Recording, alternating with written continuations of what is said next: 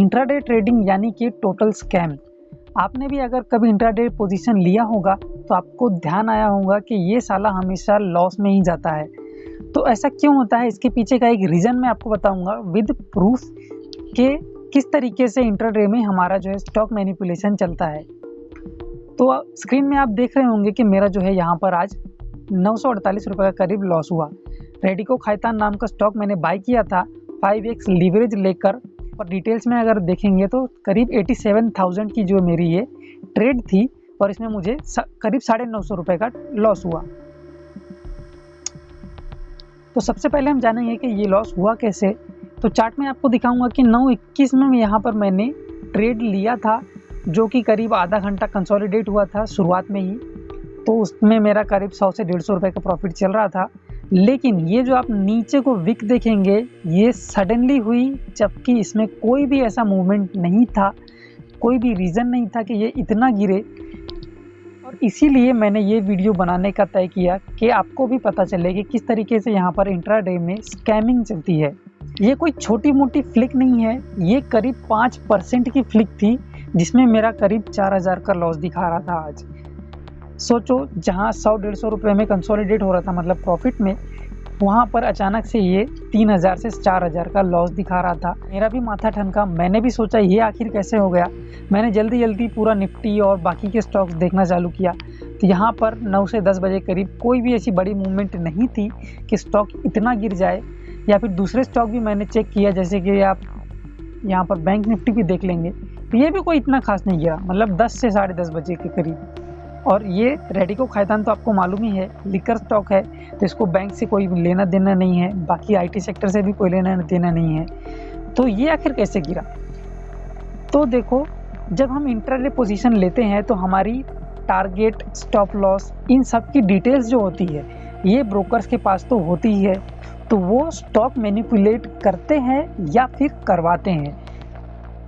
कहने का मतलब ये है कि हमारी डिटेल्स जो होती है ये बड़ी बड़ी फर्म्स को देते हैं, यानी कि चोरी से बेच देते हैं, और वो स्टॉक मैनिपुलेशन का काम आसानी से चलाने लग जाते हैं। तो मैंने चैट जीपीटी से भी यही पूछा कि क्या ब्रोकर्स ऐसा कर सकते हैं। तो यहाँ पर देखेंगे कि मैंने जब ये प्रॉम्प्ट लिखा कि उनके पास तो हमारी सारी डिटेल होती ही है, लिमिट ऑर्डर जो भी लगाएंगे हम, स्टॉप लॉस, टारगेट वगैरह, तो क्या वो मैनिपुलेट कर सकते हैं? तो यहाँ पर चैट जीपीटी ने भी डायरेक्ट यस कहा कि हाँ, वो ये सब ऑर्डर्स देखते हैं और कभी कभी मैनिपुलेशन भी चलता है।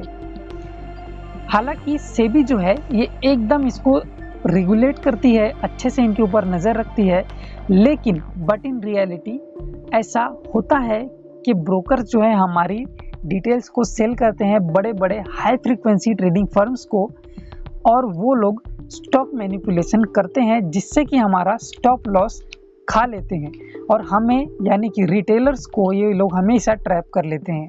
तो चैट जीपीटी ने भी यहाँ पर यही बोला कि इसको अवॉइड कैसे कर सकते हैं। तो इसने भी कहा use stop loss as mental stop loss, यानी कि स्टॉप लॉस हमें सिस्टम में नहीं लगाना चाहिए, अपने मन में रखो, और अगर हमने ट्रेड लेकर रखा है तो उसे कंटिन्यू वॉच करते रहो कि वो ऊपर जा रहा है कि नीचे जा रहा है, हमें कब निकलना है, या फिर हमें कब टारगेट जो है बुक करना है, या फिर कब हमें स्टॉप लॉस मान के उस ट्रेड से एग्जिट हो जाना है।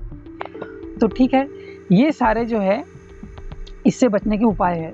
और मेरे मन में सवाल आए कि ऐसे शायद कुछ केसेस हुए भी होंगे, तो मैंने एक और प्रॉम्प्ट लिखा कि फाइंड सच केसेस। तो यहाँ पर उसने केसेस की भी लिस्ट मेरे सामने रख दी। जैसे आप यहाँ पर देख सकते हैं कि माधव स्टॉक विजन, इसमें करीब 2.72 करोड़ की धांधली हुई थी। यहाँ पर केतन पारेख तो नाम आपने सुना ही होगा, इन्होंने भी यहाँ पर 65 करोड़ का स्कैम किया था इसी थ्रू, मतलब कि stock manipulation according to SEBI. उसके बाद Axis mutual fund, IIFL, NSE colocation scam, ऐसे न जाने कितने हैं। और अगर मैं इससे लिस्ट मांग लूँ तो और न जाने ये कितने केसेस यहाँ पर सामने लाकर रख देगा, जो कि इस तरीके से स्टॉक मैनिपुलेशन का होता है।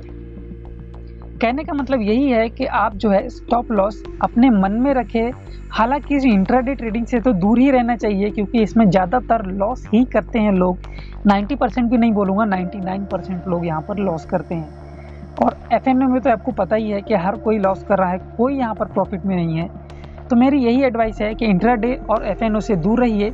स्टॉक लेना अच्छी बात है, आप एनालिसिस करिए, फंडामेंटल पढ़िए कंपनी के, कैसा है, कैसा काम चलता है उनका, उस हिसाब से आप स्टॉक बाय करिए, लेकिन इंट्राडे और एफएनओ से दूर रहना ही ठीक है।